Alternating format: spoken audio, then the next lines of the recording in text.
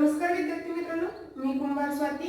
आजच्या या व्हिडिओमध्ये आपण इयत्ता 10वी मधील टॉपिक नंबर 3 म्हणजेच घटक नंबर 3 सर्कल वर्तुळ हा टॉपिक अभ्यासणार आहे। सुरुवातीला आपण या व्हिडिओमध्ये या वर्तुळाच्या संबंधित ज्या काही बेसिक कन्सेप्ट आतापर्यंत आपण अभ्यासलेल्या आहेत त्यांचा काय करणार आहोत, रिव्हिजन करणार आहोत, त्या रिवाइज करून घेणार आहोत। पहिल्यांदा मी इथे बोर्डवर तुम्हाला काढलेले एक सर्कल दिसत आहे। त्या सर्कलशी रिलेटेड असणाऱ्या ज्या बेसिक कन्सेप्ट आहेत जसे की सेंटर असेल, रेडियस असेल, डायमीटर असेल, कॉर्ड असेल, त्या इथे एकदा आपण रिवाइज करूया। This is the centre of the circle, we can call it O center. The segment which drawn from the center of the circle to any point on the circle is called as a radius. म्हणजे centre पासून ते circle वरील कोणत्याही बिंदूला जोडणारी जी रेषा असते त्याला आपण काय म्हणतो, रेडियस असं म्हणतो। त्यानंतर डायमीटर आपण पाहू। The line which passes from the center of the circle and whose ends lie on the circle, whose end points are lie on the circle is called as a diameter. म्हणजे जी segment कशामधनं pass होते, centre मधनं pass होते आणि त्याचे जे end point आहेत ते कुठे असतात, सर्कल वर कुठेही असू शकतात, त्याला आपण काय म्हणतो, त्याचे डायमीटर असं म्हणतो। त्यानंतर कॉर्ड या पद्धतीने आपण काढू शकतो। कॉर्ड म्हणजे काय, त्याला आपण जीवा असं म्हणतो। A line segment whose end points on the circle is called as a chord and जर आपल्याला जीवा म्हणजे काय, वर्तुळावरील कोणत्याही दोन बिंदूंना जोडणारा जो रेषाखंड आहे त्याला आपण काय म्हणतो, जीवा असं म्हणतो। मग सगळ्यात मोठी जीवा किंवा बिगेस्ट कॉर्ड कोणती असते तर डायमीटर ही सगळ्यात मोठी काय असते, जीवा असते। कारण परीक्षेला आपल्याला बऱ्याच वेळा असा प्रश्न विचारलेला असतो की एखाद्या वर्तुळाची रेडियस आपल्याला सांगितलेली असते। रेडियस जर 5 सेंटीमीटर असेल तर त्याची बिगेस्ट डायमीटर किंवा बिगेस्ट कॉर्ड ची व्हॅल्यू किती असेल तर आपल्याला बिगेस्ट कॉर्ड म्हणजे डायमीटर असते हे आपल्याला माहित असणं गरजेचं आहे। म्हणजे जर त्याची व्हॅल्यू किती येणार आहे, 10 सेंटीमीटर येणार आहे, कारण डायमीटर ही रेडियसच्या काय असते, डबल असते, हे देखील आपल्याला माहिती आहे। म्हणजे ह्या ज्या बेसिक कन्सेप्ट आहेत ते आपण अगोदरच्या इयत्तेमध्ये अभ्यासलेल्या आहेत। त्यानंतर आपण काय अभ्यासलं होतं की इथं आपल्याला दोन सर्कल दिसतात। ही दोन सर्कल कशी आहेत, कॉन्ग्रुएंट आहेत। कशी आहेत, कॉन्ग्रुएंट। कॉन्ग्रुएंट म्हणजे काय, ज्यांच्या रेडियस काय असतात, सेम असतात। समजा या सर्कलची रेडियस 5 सेंटीमीटर असेल तर या सर्कलची पण रेडियस किती असते, 5 सेंटीमीटरच असते। यांना काय म्हणतो आपण, कॉन्ग्रुएंट कॉर्ड्स असं आपण म्हणतो। जसं की माझ्या हातातल्या जर दोन बांगड्या घेतल्या तर त्या कशा असणार आहेत, कॉन्ग्रुएंट सर्कल्स असणार आहेत। म्हणजे एकरूप वर्तुळे असं आपण त्याला म्हणतो। त्यानंतर पुढचा पॉइंट काय आहे याच्यामध्ये, इथं आपल्याला काय दिसतात, हा केंद्रबिंदू आहे वर्तुळाचा आणि त्यातून काय केलेले आहे, दोन सर्कल काय केलेले आहेत, ड्रॉ केलेले आहेत। मग हे दोन सर्कल कसे आहेत, कोसेंट्रिक सर्कल आहेत। कसे आहेत, कोसेंट्रिक। इथं नाव लिहिते मी त्यांचं, कोसेंट्रिक। म्हणजे यांचा केंद्रबिंदू काय आहे, एक आहे। असे आपण अनेक कोसेंट्रिक सर्कल काय करू शकतो, ड्रॉ करू शकतो। म्हणजे एकाच केंद्रातून काढलेले म्हणून एक केंद्रीय वर्तुळ असं आपण त्याला म्हणतो। त्यानंतर इथं काय दिसते तुम्हाला, हे दोन सर्कल एकमेकांना काय झालेले आहेत, असे इंटरसेक्ट झालेले आहेत। म्हणून याला काय म्हणता येईल, इंटरसेक्टिंग सर्कल।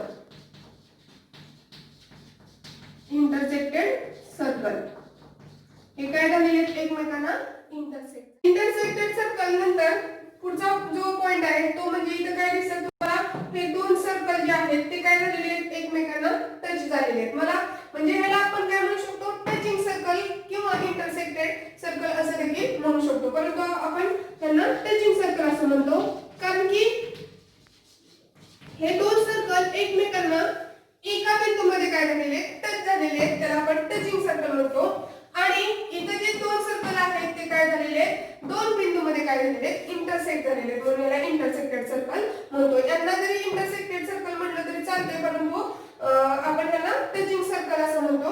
टचिंग सर्कल हे एक्सटर्नली टच असतात किंवा इंटरनली देखील टच असतात। तर ते एक्सटर्नली टच असतील तर त्याला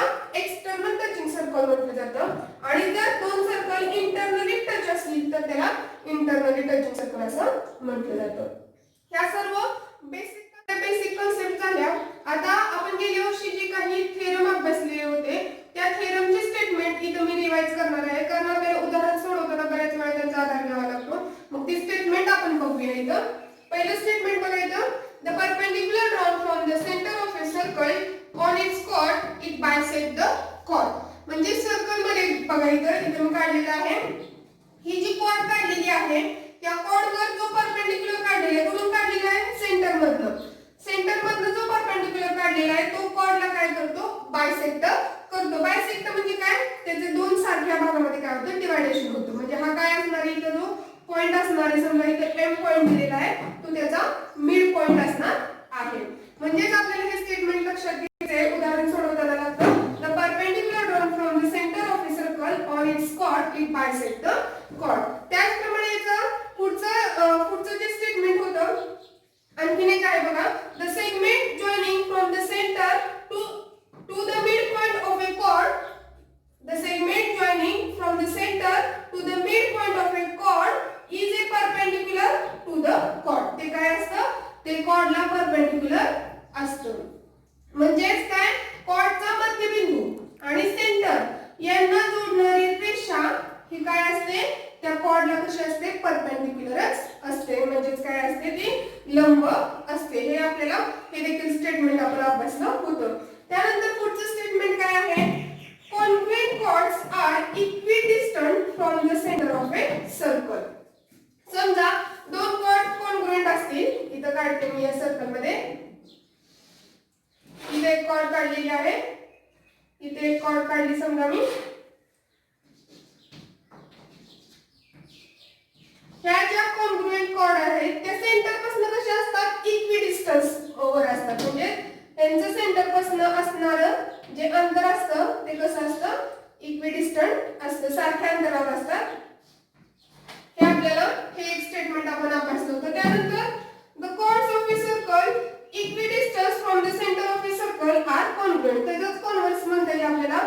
जर दोन कॉर्ड जर सेंटर पासून इक्विडिस्टन्स वर असतील, म्हणजे ह्या सेंटर पासून हे डिस्टन्स जर इक्विडिस्टन्स म्हणजे सारख्या अंतरावर ह्या कॉर्ड असतील, तर ह्या कॉर्ड म्हणजे AB ला कॉन्ग्रुएंट काय असणार आहे, CD. म्हणजे AB ची किंमत 5 सेंटीमीटर असेल तर CD ची पण किती असणार आहे, 5 सेंटीमीटर असणार आहे. अशा पद्धतीने काय आहे, हे जे गेल्या वर्षी आपण अभ्यासलं होतं त्याची रिव्हिजन आपण इथं घेतलेली आहे.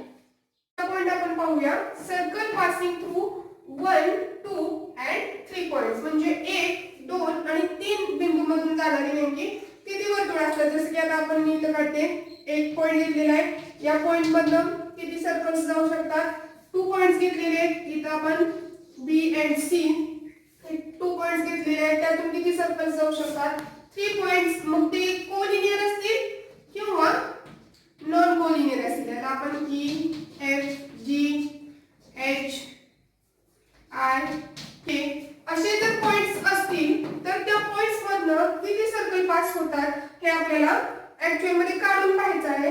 ते आपण ड्रॉइंग पेपरवर काढून पाहणार आहोत. ते आपण आता ड्रॉइंग पेपरवर ऍक्च्युअली प्रॅक्टिकल मध्ये पाहूया. Passing through 1, 2 and 3 points. म्हणजे एका पॉइंट मधनं, 2 पॉइंट मधनं आणि 3 पॉइंट मधनं नेमके किती सर्कल पास होतात. समजा इथं मी एक पॉइंट घेतलेला आहे, इथं ए नाव दिलेलं आहे. ह्या ए पॉइंट मधनं जर आपण सर्कल काढायला गेलो तर अनेक सर्कल आपण काय करू शकतो, काढू शकतो. समजा इथं बघा मी एक घेतलेला आहे,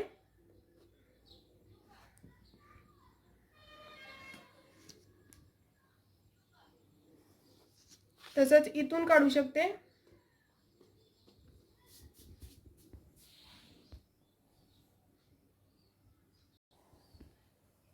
म्हणजे आपण या एका पॉइंट मधनं इन्फिनाइट काय करू शकतो, सर्कल काढू शकतो. म्हणजे एका बिंदूतून आपल्याला असंख्य असे काय काढू शकतात, सर्कल काढता येतात. त्यानंतर आता आपल्याला 2 पॉइंट, समजा 2 पॉइंट घेतलेले आहेत आपण इथं, 2 पॉइंट मधनं किती सर्कल पास होतात ते आपल्याला पाहायचं आहे, ए आणि बी.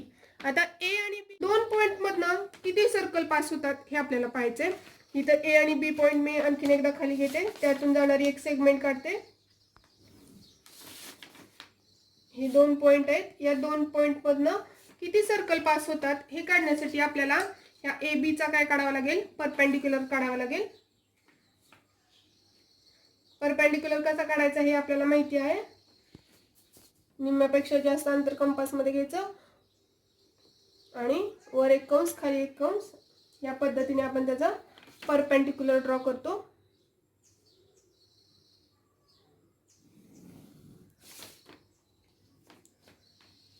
आता ह्या परपेंडिक्युलर वर काय असणार आहे, ही जी परपेंडिक्युलर लाईन काढली आहे समजा एल, या परपेंडिक्युलर अनेक बिंदू आहेत. समजा एक इथं घेतलेला आहे, एक पॉइंट आपण समजा एम घेतलेला आहे. या पॉइंट मधनं आपण सर्कल काढूया. एम हा पॉइंट घ्यायचा आणि एम ए ही त्याची रेडियस घ्यायची, कारण परपेंडिक्युलर मुळे आपल्याला माहिती आहे की या सेगमेंटचे दोन सारख्या भागामध्ये डिवायडेशन होतं. एम ए ही रेडियस घेतली तर तुमच्या लक्षात येईल की या पद्धतीने आपल्याला सर्कल काढता येईल. मग तसेच आपण समजा इथे एक पॉइंट घेतलेला आहे टी,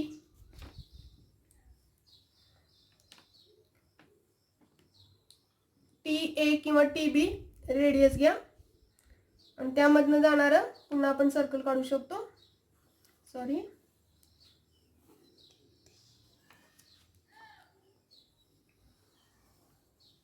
म्हणजेच आपण काय म्हणू शकतो की या लाईनवर किती बिंदू आहेत, किती पॉइंट आहेत आपल्याला माहित आहेत, असंख्य पॉइंट आहेत, इननिमरेबल पॉइंट्स आहेत. मग आपण सर्कल देखील काय करू शकतो, असे अनेक काढू शकतो. म्हणजे एका पॉइंट मधनं आपल्याला असंख्य वर्तुळ काढता येतात, तसंच दोन पॉइंट मधनं पण असंख्य वर्तुळ काढता येतात. त्यानंतर समजा आपण 3 पॉइंट घेतलेले आहेत, 3 पॉइंट समजा कोलिनियर घेतलेले आहेत, हे 3 पॉइंट ए बी सी.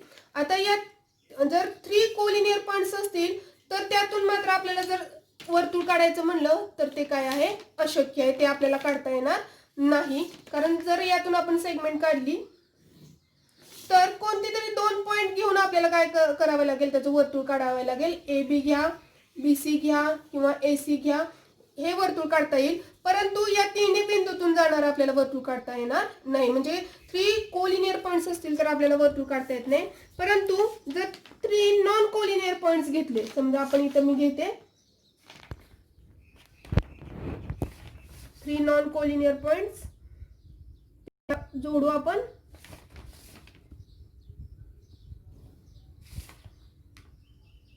यातून किती वर्तुळ पास होतं आपण बघूया. या 3 बिंदूतून समजा हे पी हा क्यू पॉइंट आहे आणि हा आर पॉइंट आहे.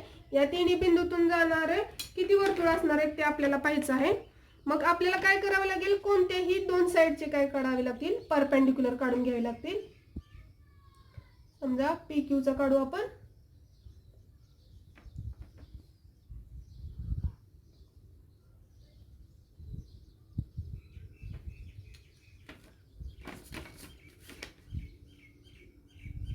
परपेंडिक्युलर हा करेक्ट काढावा लागतो, नाहीतर पुन्हा आपलं कन्स्ट्रक्शन चुकतं.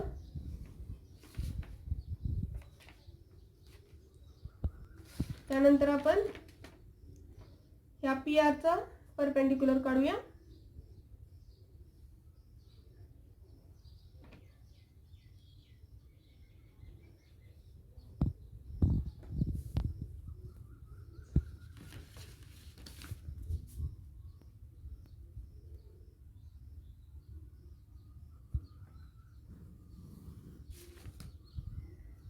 या दोन्ही परपेंडिक्युलरचा जो छेदन बिंदू आहे तो सेंटर घेऊन आपल्याला,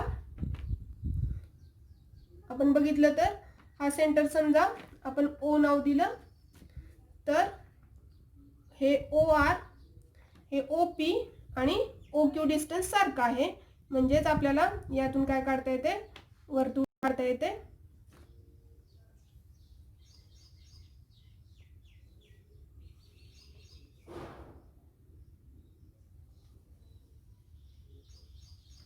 म्हणजे हे 3 नॉन कोलिनियर पॉइंट जे आहेत त्यातून आपल्याला किती वर्तुळ काढता येतं, फक्त एक आणि एकच वर्तुळ काढता येतं. म्हणजे आपल्याला काय लक्षात घ्यायचंय की एक पॉइंट असेल तर त्यातून असंख्य वर्तुळ काढता येतात, 2 पॉइंट असतील त्यातून देखील आपल्याला इन्फिनाइट सर्कल आपण काढू शकतो आणि 3 पॉइंट्स मात्र नॉन कोलिनियर असतील तर त्यातून एक आणि एकच वर्तुळ काढता येतं आणि कोलिनियर पॉइंट मधनं वर्तुळ काढता येत नाही.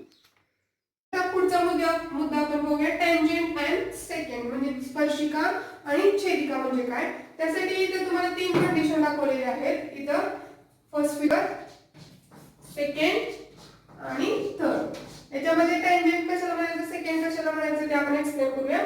इथं फर्स्ट फिगर मध्ये काय दिसतंय तुम्हाला, सर्कल आहे, समजायचं सेंटर O आहे आणि इथे एक लाईन काढलेली आहे ज्याला आपण N नाव दिलेलं आहे. ही जी लाईन N आहे वर्तुळाला कुठे छेदते का किंवा इंटरसेक्ट करते का किंवा टच करते का, तर करत नाही. त्यामुळे ती वर्तुळाची टँजेंट देखील नाही आणि सेकंड देखील नाही. दुसऱ्या फिगर मध्ये काय दिसते तुम्हाला, ही जी लाईन L आहे ती वर्तुळाला एका पॉइंट मध्ये काय करते, टच करते. म्हणून या लाईनला काय म्हणायचं, टँजेंट म्हणायचं.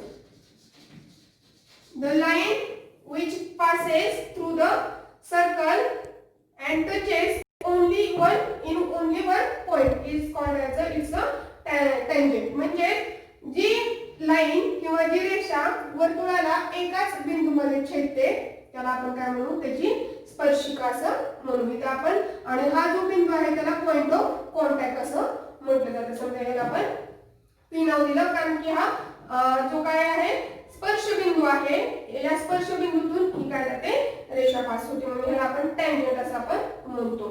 त्यानंतर इथं तिसऱ्या फिगर मध्ये काय दिसते तुम्हाला, इथं समजा सेंटर M आहे. ही जी लाईन आहे वर्तुळाला 2 पॉइंट मध्ये काय करते, इंटरसेक्ट करते.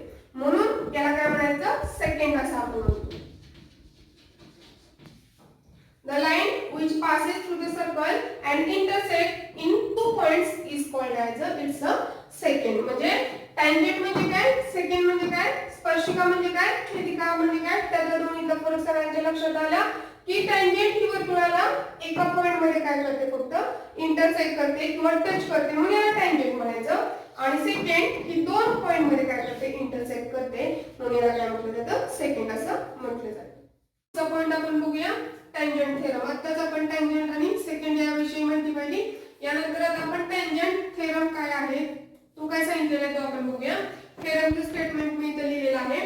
A tangent at any point of a circle is a perpendicular to the radius at the point of a contact. म्हणजे ही जी काढलेली टँजेंट आहे, समजा ही टँजेंट L आहे, ही टँजेंट ह्या रेडियसला कशी असते, परपेंडिक्युलर असते. कुठं, पॉइंट ऑफ कॉन्टॅक्ट जवळ.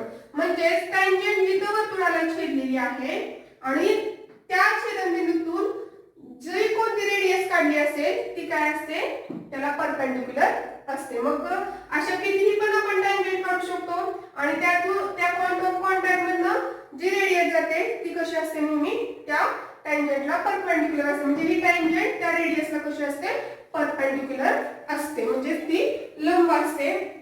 याचं जे प्रूफ आहे ते आपल्याला सिद्ध करण्याची गरज नाही कारण ते परीक्षेला आपल्याला पडत नाही. त्यानंतर त्याचा जो कॉन्व्हर्स थेरम आहे तो आपण बघूया. Converse of tangent theorem. A line perpendicular to a radius at its point on the circle is a tangent to the circle. म्हणजे काय, एक परपेंडिक्युलर लाईन काढलेली आहे. A line perpendicular to a radius. He line समजा एखादी line काढलेली आहे की जी रेडियसला काय आहे, परपेंडिक्युलर आहे, ही लंब आहे. ती जी लाईन आहे radius at its point on the circle is a tangent to the circle. ती काय असते, त्या वर्तुळाची स्पर्शिका असते. म्हणजे एखादी लाईन जी आहे ती रेडियसला काय असेल, परपेंडिक्युलर असेल. कुठं, त्याच्या पॉइंट ऑफ कॉन्टॅक्ट जवळ. तर ती लाईन ही नेहमी काय असते, स्पर्शिकाच असते. हा जो कॉन्व्हर्स आहे आपल्याला उदाहरण सोडवताना बऱ्याच वेळा उपयोगी पडतो. मग हा आपण काय करणार आहे, तो प्रूफ करणार आहोत. त्यासाठी आपण काय करूया, हा थेरम इथं स्टेटमेंट लिहिलेलं आहे, गिवन टू प्रूव्ह. आता आपण लिहूया. समजा इथं आपण गिवन लिहूया.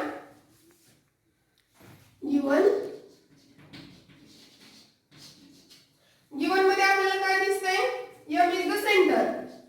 M is the center of a circle and Mn the radius. Line L perpendicular to MN at the point N. म्हणजे लाईन L ही परपेंडिक्युलर आहे MN ला. हे आपल्याला काय दिलेलं आहे सगळं गिवन मध्ये दिलेलं आहे. आपल्याला प्रूफ काय करायचंय टू प्रूफ की लाईन L जी आहे ती काय आहे टँजंट आहे हे आपल्याला सिद्ध करायचंय. Line L is a tangent. हे आपल्याला काय करायचंय सिद्ध करायचं आहे. त्यासाठी आता आपण प्रूफ लिहूया. प्रूफ करण्यासाठी आपल्याला ह्या लाईनवर काय करावं लागेल आणखीन एखादा पॉइंट घ्यावा लागेल. समजा इथे एक point take a point P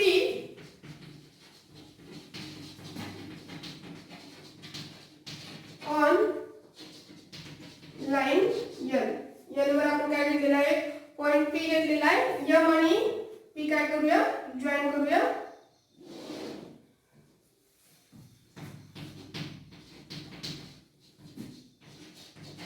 हे आपण कन्स्ट्रक्शन मध्ये लिहिलं तरी चालेल किंवा प्रूफ मध्ये लिहिलं तरी चालतंय. Take a point P on line L join M and P. आता आपल्याला इथं काय दिसतोय एक राईट अँगल ट्रायंगल तयार झालेला दिसतोय. In figure triangle MNP is a right angled triangle. Angle MNP is equal to 90 degree हे आपल्याला फिगर मध्ये दिसतंय. त्यानंतर आता MP ही काय असणार आहे त्याची हायपोटेन्यूस असणार आहे. MP is the hypotenuse. MP ही काय आहे त्याची हायपोटेन्यूस असणार आहे म्हणजे त्याचा तो कर्ण असणार आहे. म्हणजेच आपण काय म्हणू शकतो MP कर्ण हा काय असतो सर्वात मोठा असतो. त्रिकोणामध्ये काटकोन त्रिकोणामध्ये जर आपण बघितलं तर कर्ण हा सगळ्यात मोठा असतो. आपण पायथागोरस थेरम या टॉपिक मध्ये पण बघितलेला आहे. कर्ण हा मोठा असणार आहे कशापेक्षा त्या MN पेक्षा. therefore MP is greater than MN. MP काय आहे मोठे आहे कशापेक्षा MN पेक्षा. सेक MP म्हणा इथं पण सेक MN म्हणा. मग आता MP जर ग्रेटर दॅन असेल MN पेक्षा तर आपल्याला काय लक्षात येते आणि MN ही काय आहे रेडियस आहे and MN is a MN ही काय आहे त्याची रेडियस आहे आणि ह्या लाईनचा टचिंग पॉइंट कोणता आहे N आहे. काय आहे N आहे. म्हणजेच MP ही रेडियस होईल का MP ही रेडियस होणार नाही. म्हणजेच P हा काय आहे ह्या लाईनवर आहे पॉइंट परंतु तो सर्कलवर आहे का तो सर्कलवर नाही. P point is not on the circle. therefore P point is not on the circle. P point हा सर्कलवर नाहीये. म्हणजेच ही लाईन त्या सर्कलला N बिंदू व्यतिरिक्त कोणत्या बिंदूमध्ये छेदत नाही. फक्त ती कोणत्या बिंदूमध्ये छेदते N बिंदूमध्ये छेदते. therefore N is the only one point which intersect the circle, intersect or touch the circle, touch the circle. N हा काय आहे एकच पॉइंट आहे लाईन L वरचा की जो काय करतो इंटरसेक्ट किंवा टच करतो. आणि आपण टँजंटच्या डेफिनेशन मध्ये हेच पाहिलेलं आहे की एकच बिंदू जर टच करत असेल त्या लाईन मधला तर ती लाईन काय असेल त्या वर्तुळाची काय असणार आहे स्पर्शिका असणार आहे. therefore line L is a tangent of a circle. From definition of a tangent.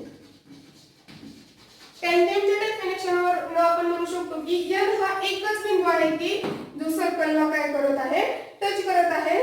त्यामुळे N ही काय आहे, त्या वर्तुळाची स्पर्शिका आहे. आणखीन एकदा लक्षात घ्या की आपल्याला काय दाखवायचं होतं की N ही टँजंट आहे.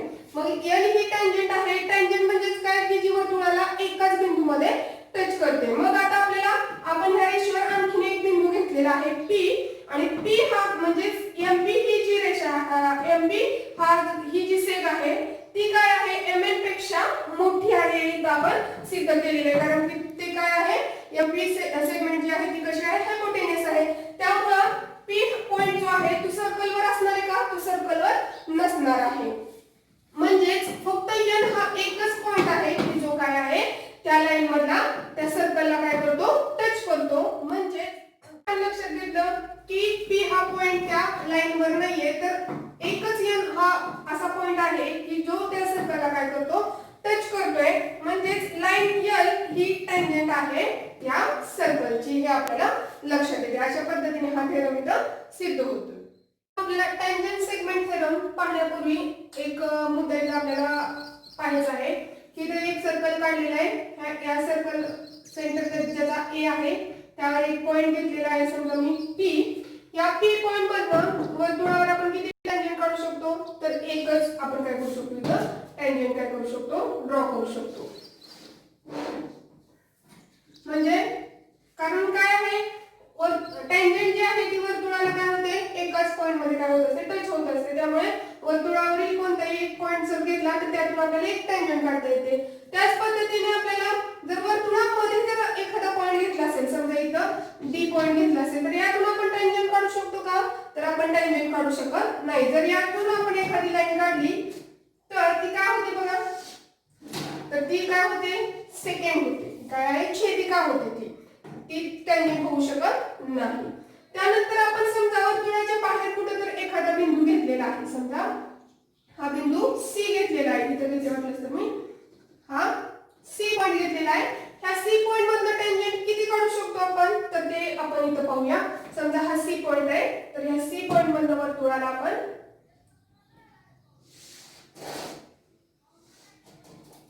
अशी एक टँजंट काढू शकतो आणि या बाजूने एक टँजंट काढू शकतो.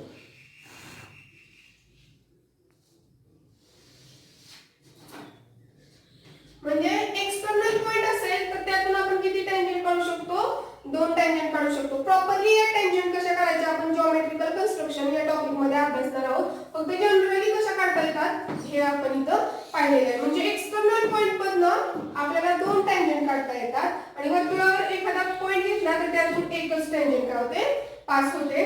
आणि मध्ये कुठेतरी घेतला असेल तर त्यातून मात्र टँजंट आपल्याला काढता येणार नाही. आणि हेच आपल्याला टँजंट सेगमेंट थेरम मध्ये लागणार आहे की एक्सटर्नल पॉइंट मधनं ज्या टँजंट काढलेले आहेत ते आपल्याला कॉन्व्हेंट दाखवायचे आहेत. आता ही जी आहे, ही लाईन जी आहे ती काय आहे, टँजंट आहे. समजा ही लाईन L अशी काढलेली आहे,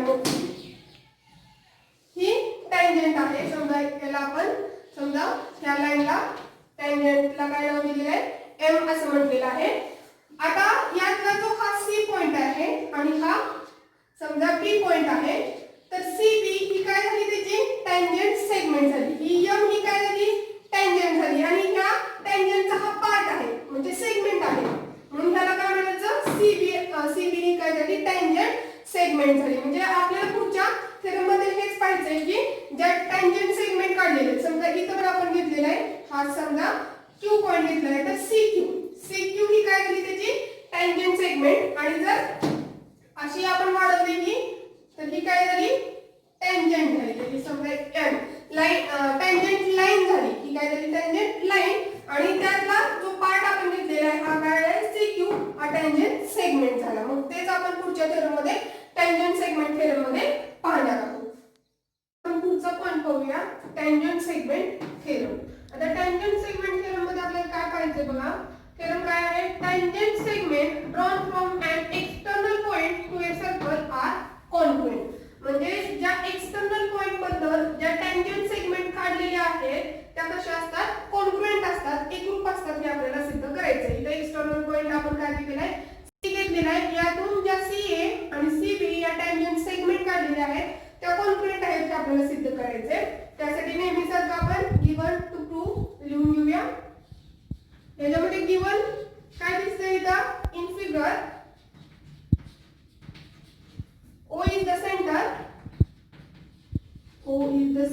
of a circle.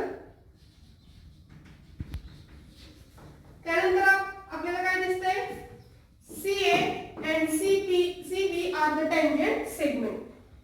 CA and CB are the tangent segment.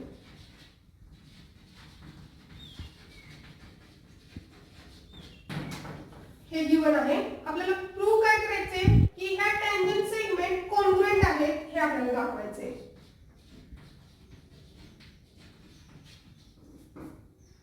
Segment CA congruent segment CB हे आपल्याला काय करायचे, सिद्ध करायचे. त्यासाठी कन्स्ट्रक्शन आपण केलेले आकृतीमध्ये डॉट डॉट लाईन दिसते तुम्हाला. OA आणि OB काय केलेले आपण जॉईन करून घेतलेले, त्याचबरोबर OC देखील. कंस्ट्रक्शन